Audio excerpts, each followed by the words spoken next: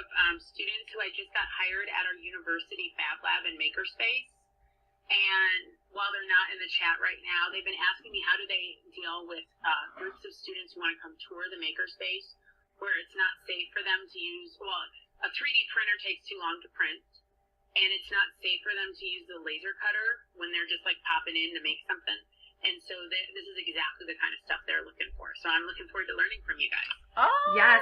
And we will say that we are in Columbia, South Carolina, and our our district did a big push for Makerspaces, and it was presented with just start hoarding trash and dump it on a table and go. And so a lot of the schools and even the librarians don't have the tech tools, but are still required to do those event makerspaces. So a lot of our experiences and what we've done has been more like beading and things like that, opposed to these larger technology event like makerspaces. So my name is Javi Sarson. I'm a school librarian. I'm Irene Bell. Yep, I'm Irene. And so, as I said, we have a small library, and there was a push to encourage us to create makerspaces, but there's not the space in the library for makerspaces. So, what I had come up with, we have to do yearly plans, and so instead of trying to create something that I didn't have the space for, we made it events. So we would take like Dr. Seuss Day, and that would be our makerspace event, and we would design it so that there were activities that kids could do that were makerspace-like activities based on the Dr. Seuss Week celebrations.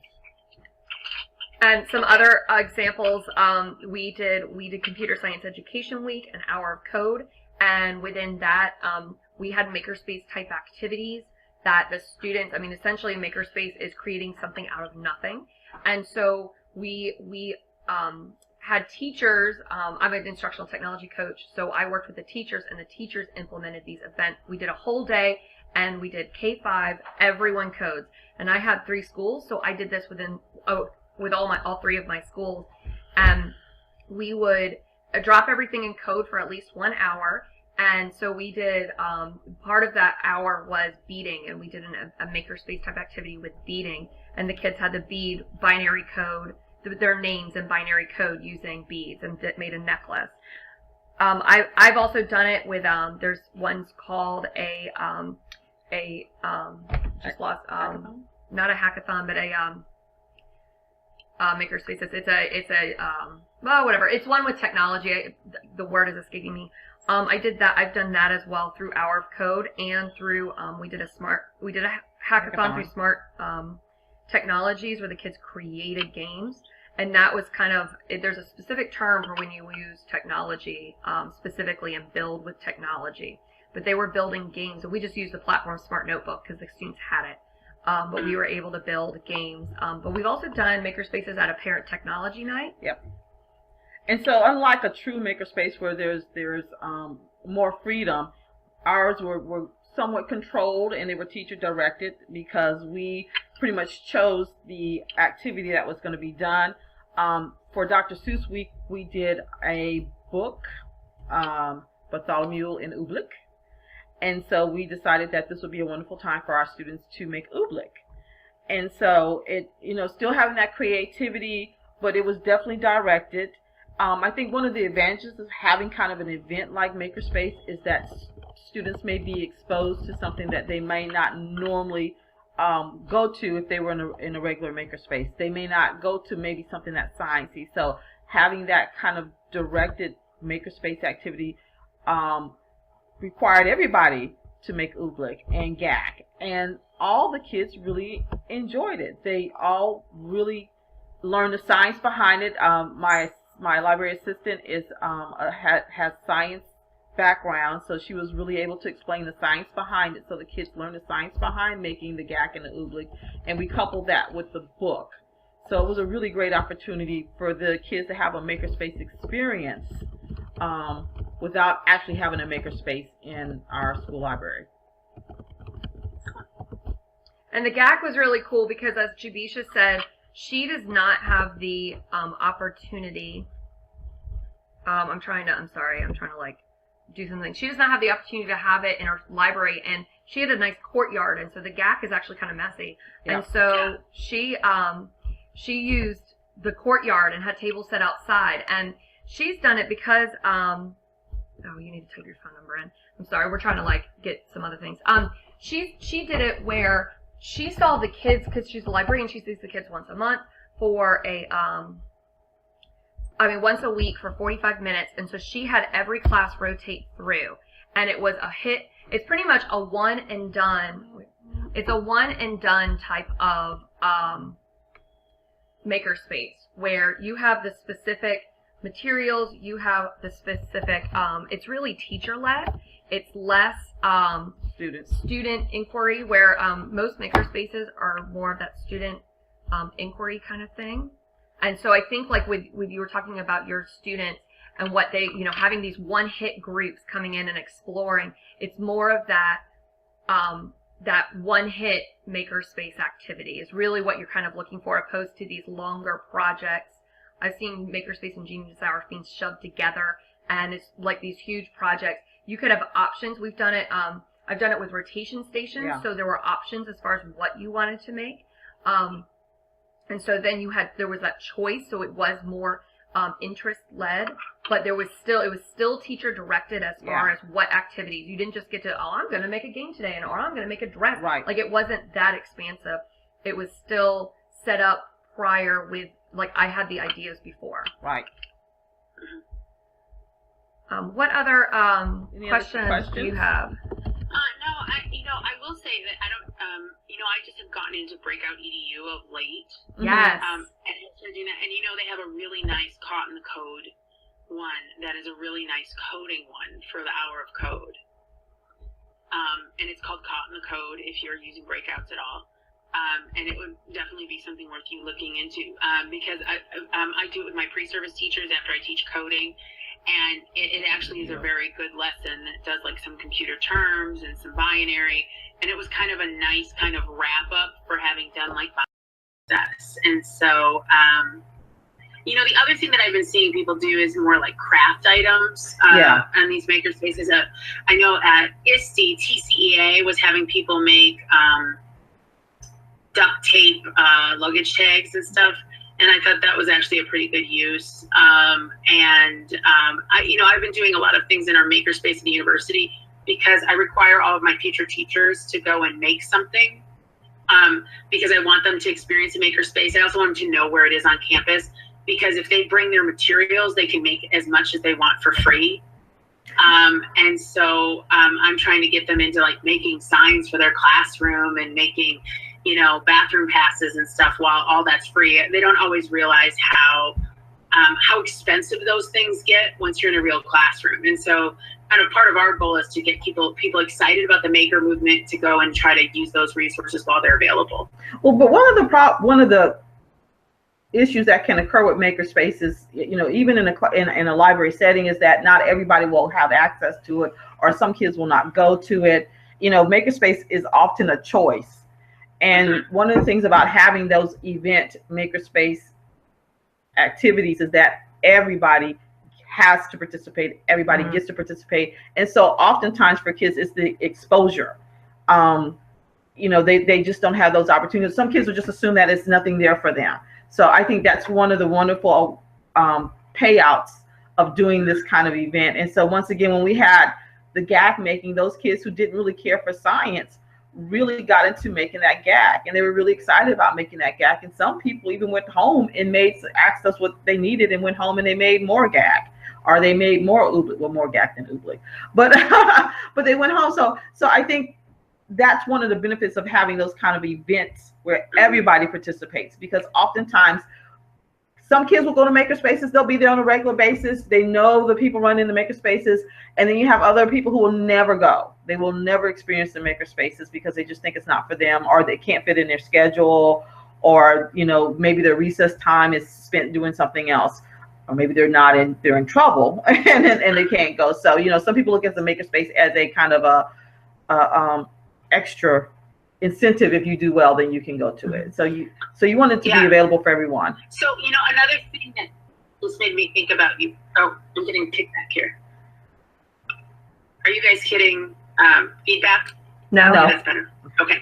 So I just was going to say that I was suggesting to my students, are you familiar with the series from Miami University of Ohio called Teaching Physics with Toys and Teaching Chemistry with Toys? I am not. Oh, you should definitely check those out. Because what it is it uses a lot of like Oriental Trading Company kind of toys. Mm-hmm. You know the catalog. Yes. Yes. Oh, yes. There's a really great one. Like one of the ones that I love to do, and my husband always thinks it's funny, like, why do we have so many fortune-telling fish in the house? And there's this whole thing about where you give the students a fortune-telling fish, and you give them a bunch of things. You give them a heat source, you give them a water source, you give them, a sponge, you give them a free ice cube, you give them some warm water, you give them whatever. And then what you do is you say, you have to explain how the fortune-telling fish works. And they test it on a variety of things, and then they come up, and then you give them some materials, and then they can make their own kind of fortune-telling fish once they've kind of figured it out with some different materials. And then so that has like some of the, like that activity I really like. Some of those activities have a real great potential for like to be a makerspace. There's another one that sorry, go ahead. No, I said, but as you're talking, I'm thinking that's a makerspace, but that could be a makerspace activity for Dr. Seuss. One fish, two fish. Was it one fish, two fish, red fish, blue fish? Yeah. And it's a red fish. Yeah, yeah. So, and tie that in with science. So for once again, for those people who don't have that space to have all those things available for the kids, you can still do those kind of activities. Yeah, and the other thing is another one that I've done that has been a bit of a hit, which I didn't do it I did it as a science activity, but it would easily blend itself to a makerspace, is if you go, you can look on making your own stylus out of old markers. Have you ever done that with the sponge? And what you do is use like one of those sponges that's always kind of damp, the cellulose sponges. Mm-hmm. And then what you do is you drill a small little hole in the marker, like so that you can put a wire that goes through the marker so that it can touch your finger. And what a way that the stylus works is the sponge that's slightly wet so it can conduct. Like not wet, but like, damn. I'm saying those kinds of sponges that are always kind of a little you know what I'm saying, cellulose. Anyway, but what you do is that you run the wire through the marker, and then your finger can touch it, and then it'll work as a stylus on your iPad. Oh. And you made it yourself. Right. And students really love that. And then you got to kind of tape it all up, for safety reasons. And so then you get some of that fun duct tape that's, leopard print and Hello Kitty and all that stuff. Right. And that was also a big hit with students as well, because they were able to also see like the different size markers work differently, and so that was all good activity as well. Wonderful. Now I'm going to take some of those ideas. I know, yes. That's what we wanted to know, more ideas too, because but I'll have to make those once again because of lack of space. They have to be done as an event, so I'd have to tie that in with an event. But I look at that as an opportunity once again for kids to explore and to try different things and to be creative. And then also what we did when we did our makerspaces, both with the beads and with the GAC, is that the kids had something to take away. Mm-hmm. And that was really important, that they had something that they created, which is of course was supposed to happen in Makerspace, but they had something to take away that they put together, that they created, and they were able to share and show with other people. So they were really excited about that. I think the cafeteria people didn't care for the GAC though. Okay. We had our public library has a makerspace area, and when it first opened, I was fortunate enough to be able to we were doing a middle school camp for the summer. I was able to take the elementary and middle school students that were in our camp, and we were doing video broadcasting and creating videos. And so at the elementary, I was with the elementary group, and we had chosen to do stop motion. And so you did at Richland Library? Mm-hmm. So at the Richland, at our library, at our public library, we had a field trip for the kids. And we told them, we were like, well, with the elementary, we're doing stop motion. With the high school, they were doing straight on videos. And they had a stop motion area within their makerspaces, which is really awesome because we only really had an hour there. So within that hour, the kids had to create a 3-frame. They had to do this quick storyboard first, and then they had to They had Legos. There was Legos and there was clay. They had to choose which option they wanted to do, and they had to build and do the stop motion. Like, it was they had an hour to do it. And it was really awesome though, because at the end, the students, they worked together, but they had these videos that they created. And most of the kids went way beyond the 3 frames. They're like, 3 frames isn't enough to do a story. And they just kept going. And so that was really kind of nice to see. It was quick. It was a one-shot deal. And I mean, the library supplied us with everything. So they had a huge stack of Legos and a huge, bunch of like clay and things that the kids could use. And they had the iPad stop motion holders. Yeah. So the kids it wasn't all bumpy and things. And, they really showcased first, like what stop motion looks like the type, how you communicate, because you don't communicate usually with sound in those. And so how you can communicate what's happening in the scene. And I mean, they did all that and we brought the kids, but that was a really great 1 hour session that the kids had to do all that in. Now I'm just going to do a shout out. Richland Library is the number 1 library in the United States. They have a very put a lot of energy and effort in creating a makerspace for the community. And if you want to really look at a makerspace setup, they have really the group of people put it together, traveled the country looking at other libraries and makerspaces, but they have really put together, I think, probably one of the most unique makerspaces in the United States, where they've got dedicated rooms solely for specific types of makerspaces. But I imagine there's some flexibility in that too. But they've set that aside and created that for the community here in Columbia. It is truly impressive. Mm-hmm. And when you're talking about everything from art to computer to anything mechanical, wood, I mean, they've covered all bases. Just so you know that on the chat, I included a link to making your own stylus and to the fortune-telling fish. Thank you. And so if you are interested in those activities, then you can just grab them. Yes. Thank you so much. Yeah. And so this was great because you actually gave me some ideas to think about to tell my students who are, it's a really interesting situation because these people aren't yet teachers. My students that are working at the university aren't yet teachers, but yet they're designing activities for students. So it's a wonderful opportunity for them. But the brainstorming and the getting going is always so difficult when you're new. Oh, always. Please let them know to talk with their librarian, look to collaborate with their librarian. Please emphasize that because the librarian wants to collaborate with them. And maybe they should look at who is implementing makerspaces in the area and kind of pick their brains on like how it's done. And down here, most of the makerspace things I've gone to and the stuff I've researched has been, it's a small group of kids. It's usually year long. They come in, there's set times, and that's like our thing about this is that it doesn't have to be like that. And that's most people are sitting in that don't have that situation, but they're being said, hey, we need to have a makerspace at your school. And it's like, well, I don't really have the time. I don't have the facilities. I don't have the support in the schedule. I don't want to be a hoarder of trash. So how do I make this work without all those all those things? Yes. Those very necessary things. So are you guys on Twitter as well? Yes. I'll type our things, and Jubisha is a new user at it. So we've been trying to blow. I was like, I was going to say, I have a good friend, and her Twitter name is V Perezi. And she runs a Twitter space. She's been setting up a Twitter space, a makerspace. So I am Dr. Terry C, and I'll put that on there. But my friend who's not here today is Vanessa Perez, and her website or her Twitter handle is V Perezi. And she just set up a new makerspace in Clinton, Oklahoma. And she's doing some really cool stuff, and she's got some really cool things. And she's doing a lot of things with Kids' Choice and through being a librarian. And I just have been trying to get rid of a lot of the clutter in my house. And so I just this big thing of yarn, because she had a lot of kids who were saying, well, I'd like to do knitting or crocheting as part of our makerspace in our library time. And so I was like, well, I feel guilty about the stuff I'm not making, so let's have some kids make some stuff. Yeah. And so she's a good one to follow because she does a lot of professional development, and so she's always sharing ideas. And so that might be a good person to follow as well. I'll definitely check her out. So, yeah, that's wonderful. Cool.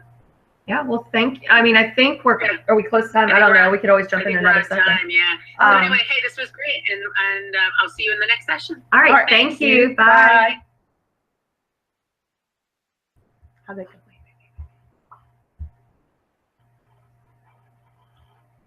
done. Okay.